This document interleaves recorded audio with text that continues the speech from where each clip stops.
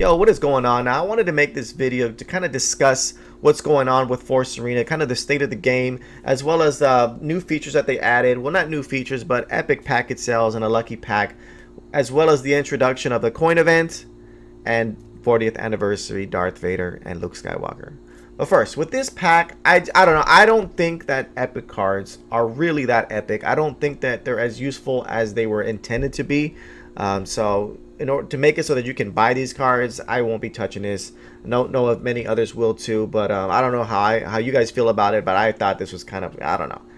I wouldn't even use crystals for these cards, let alone pay money for it. And kind of going over it a little bit. Here we have for $29.99 you get the Bantha Rider, 35 copies of the Bantha Rider.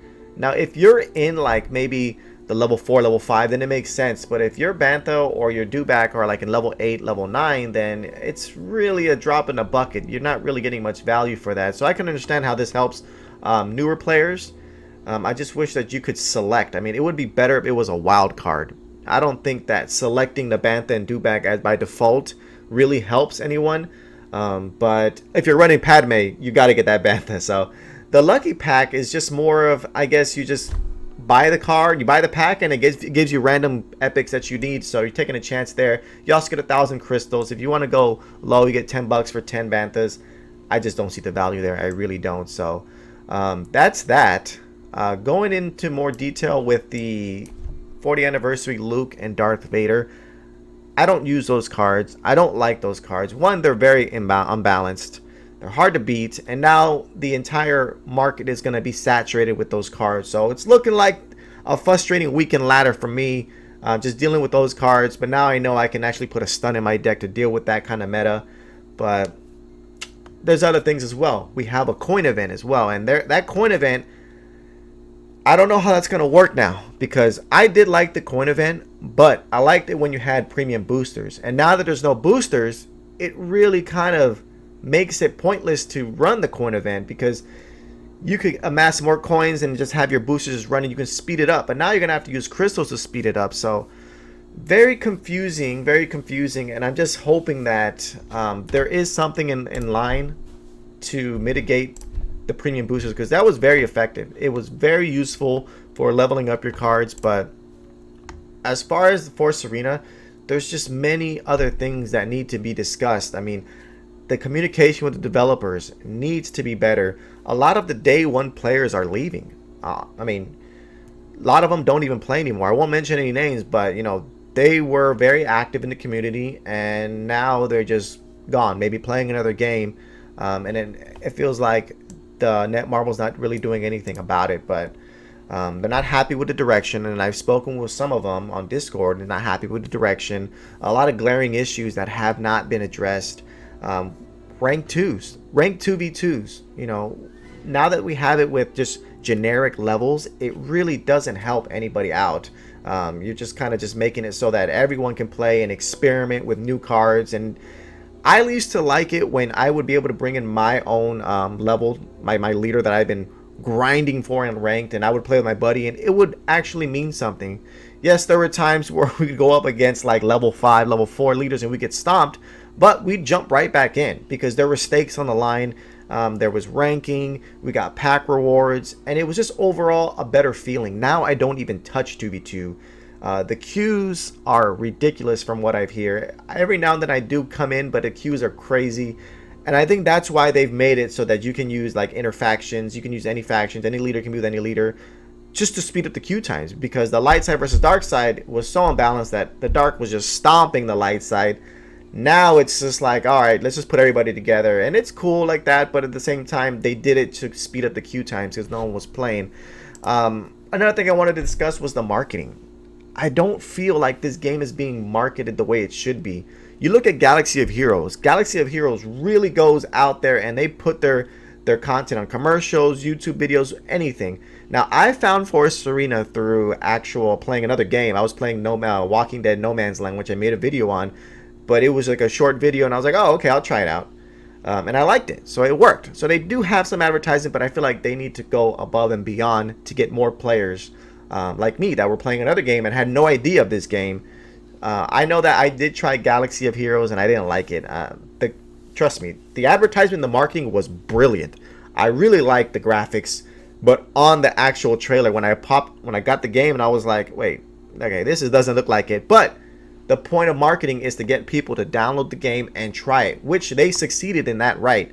So I like that that they were able to get me into the game, but I didn't play it, so that was enough. Also, they have things where you have to buy shards, and it's just very, very, I guess, pay to win. From what I kind of glanced in some of the Reddits, and they're just like, oh man, there's a director Krennic that just got released. In order to get him and collect enough shards, I don't know, it just cost a lot of money, like almost $200, and I just don't want to do all that. But the marketing has to improve, promote more, invest, and get more players in, because as it stands right now, it's really bad with matchmaking. And I understand you can't just make everyone get a decent opposition and make it fair. There's got to be some imbalance, but it doesn't have to be like that. If you get more players, you fix it. So I guess like you guys should just more invest in the marketing to get more players. Also, new modes. Let's talk about some new modes here.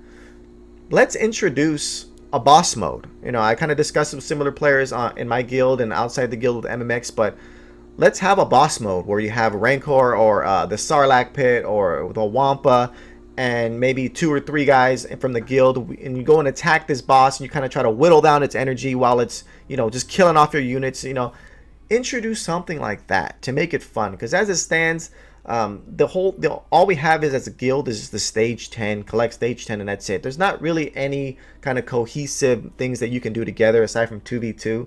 So they should make some new modes. How about 3v3? How about 4v4? Now, I get that it might be a little too much in a sense that you're going to have a ton of units up at once, and it might slow down the game. But, you know, they did it with boost mode. They sped it up, actually. You're getting more energy at a time as you would if you were playing ranked.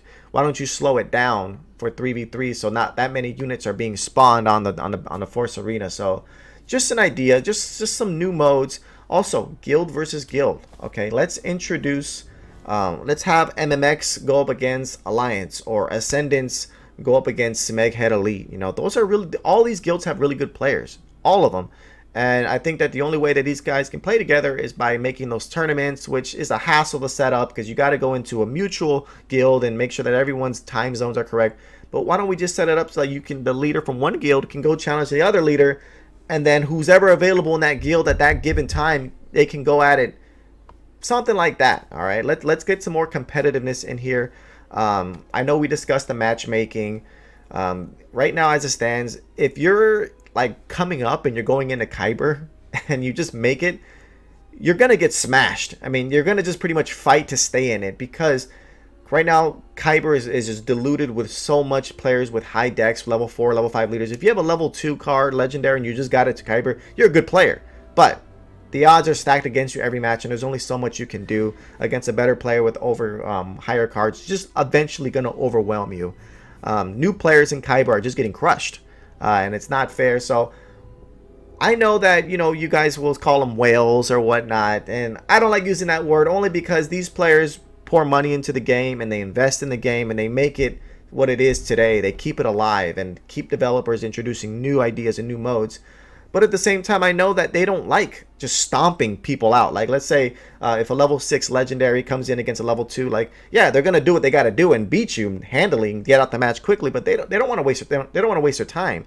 You know, they want to go up against at least a fair match or a little bit below and make it interesting. So we hate getting our time wasted going up against level 6, just high level deck cards. So that's something that needs to be addressed. Why don't we just put the higher players, if they meet a certain criteria, if their turret's level 16, let's put them in a different tier in Kyber. That way that they start off there. There's no point in starting off a guy that just got 10,000 rating points last season, starting him off at 5,600. It's a complete waste of time. Put him at 6,000 to start. He's gonna get there anyways, and then let him grind to where he needs to be so that he can make his, he or she can finish number 1 or number 2.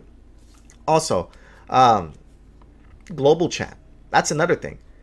Right now, all we can do is communicate with our own guild members, but it would be a nice way to reach out to other players from guilds, and creating a platform to do that would help that. I mean, yeah, you're gonna have some trolling going on, but the only way we can speak with other people is through Discord and forums, and you got to know their username and all that. Sometimes they're different, so that should be another thing that they should do, is introduce a global chat as well. And I know I mentioned with the 2v2 mode, let's bring back ranked, and let's bring back being able to use your own cards. I love using my own cards. I don't like just going in there with a level 1 and just, I don't know, going up against with a partner that doesn't know what he's doing. It's turned a lot of people off because of the high stakes. There's no high stakes and nobody really cares to play it.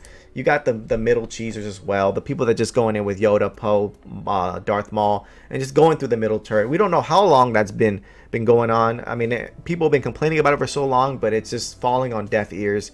We need better communication.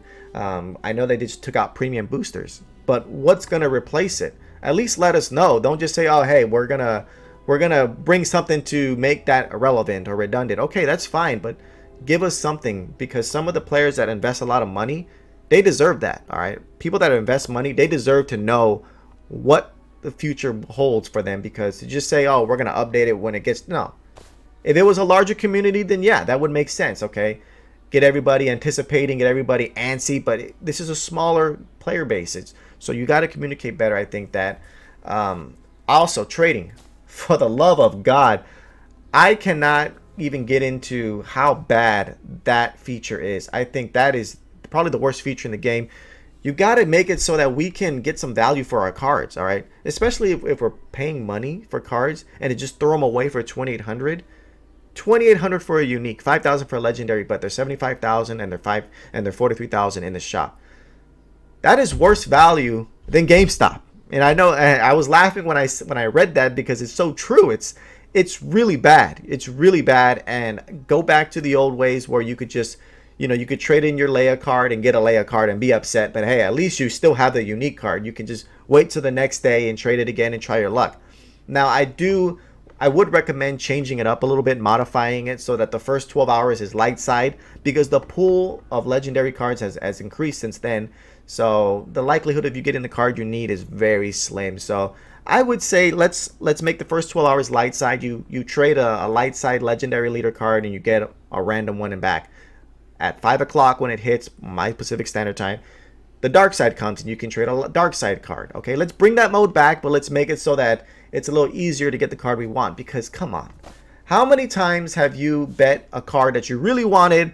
You bet a card that you didn't really want because you really wanted a card in the pool. Like, for example, I wanted a Dooku the other day, and I bet against a Poe Dameron, or I think it was a Leia, whatever. The player that I was going for, that I bet my cards to win, had a great deck. It was logically the best choice to pick, and he didn't win because he made foolish mistakes. And that's what it is. We've become a victim of just being swindled. Like, there's no need for us to have to resort to just waiting and just banking on them actually playing good, because they're not. A lot of these players that are in the actual pick a winner are not decent players. I wouldn't even say they're average, slightly average. They're below average, and they make questionable choices, and it's just not fair. It just doesn't make sense. So that needs to be fixed. And when you release new characters like old Luke and Snoke, it's very painful to go up against those guys and lose to a level 1, because they're so overpowered and they're so good. And I get it. You want to bring out a card and it has spark and everybody wants it. But man, you cannot just bring out a Snoke and just have that much power and stop any rush. And they still haven't fixed them, but old man Luke, they did nerf him. But you need to kind of fix it on launch so that we don't neglect other leaders and just go for them.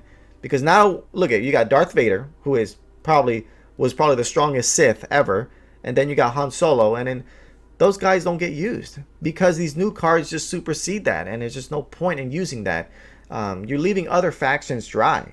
The old units, the first era units, those cards are irrelevant now. Nobody uses them because focusing too much on the new cards. We want new units. Trust me, that should be the next update. New units. We don't need more leaders because it's so much right now, and we're tired of seeing the ATRTs. We're tired of seeing the First Order troopers. It's just we need to breathe back some life into the old cards and make them great again. All right, let's make them great again. But anyways, those are just my thoughts. and I've also collected thoughts from others in the Discord that are kind of stressing the same issues. So let me know how you guys feel. What do you think? Do you agree? What are other improvements that I missed? What did I miss? Are there other things that I missed? I know there's a lot, but I didn't want to just gripe about it. There was also a lot of good things about the game as well. But yeah, let's see what May holds. And at the end of May, we gotta wait another month and see what's coming out. But let's get some communication better. I'm gonna go back to playing some ranked right now, and I hope you guys enjoyed the video, and should be posting again in a few days. Thanks.